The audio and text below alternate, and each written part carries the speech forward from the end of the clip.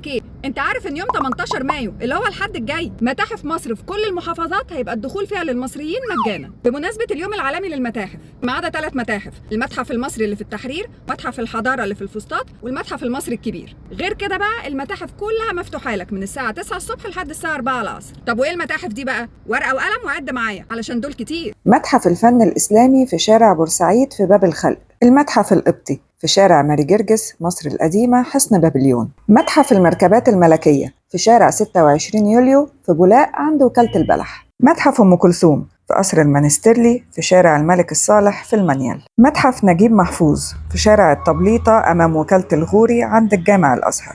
متحف جاير أندرسون أو بيت الكريتلية في السيدة زينب عند جامع أحمد بن طولون. متحف سكك حديد مصر في شارع رمسيس عند محطة مصر. متحف ركن الملك فاروق على كورنيش حلوان.